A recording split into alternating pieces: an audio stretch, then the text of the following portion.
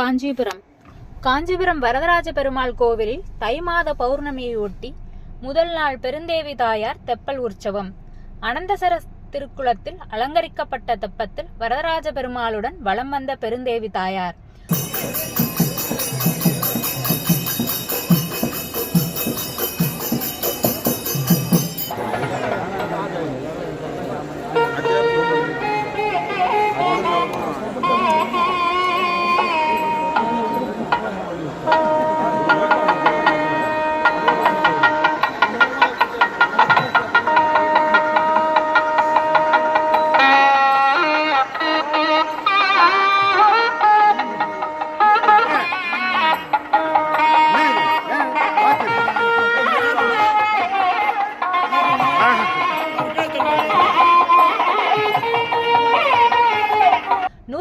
வைணவ திவ்ய தேசங்களில் ஒன்றான அத்திவரதர் கோவில் என அழைக்கப்படும் காஞ்சிபுரம் வரதராஜ பெருமாள் திருக்கோவிலில் ஆண்டுதோறும் தை மாதம் பௌர்ணமியை ஒட்டி 3 நாட்கள் பெருந்தேவி தாயார் தெப்பல் உற்சவம் நடைபெறுவது வழக்கம்.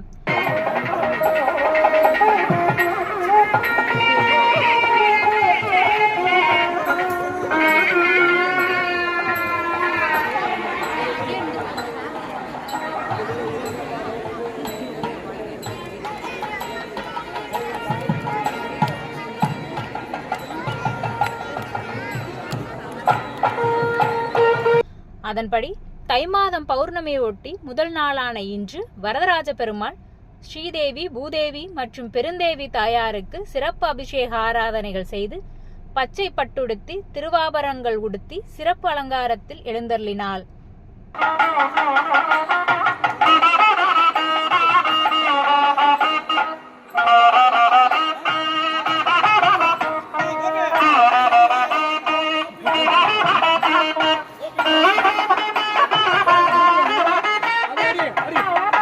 பின்னர் மேளதாளம் முழங்க ஊர்வலமாக வந்து ஆதிசேஷனின் அவதாரமான அனந்தசரஸ் திருக்குளத்தில் வாழைமரம், மாவிளை தோரணங்கள் கட்டி மின் விளக்குகளால் அலங்கரிக்கப்பட்ட தெப்பத்தில் பெருந்தேவி தாயாருடன் வரதராஜ பெருமாள், ஸ்ரீதேவி, பூதேவிகளுடன் எழுந்தருளி முதல் நாளான இன்று 3 சுற்றுகள் சுற்றி வந்தார்.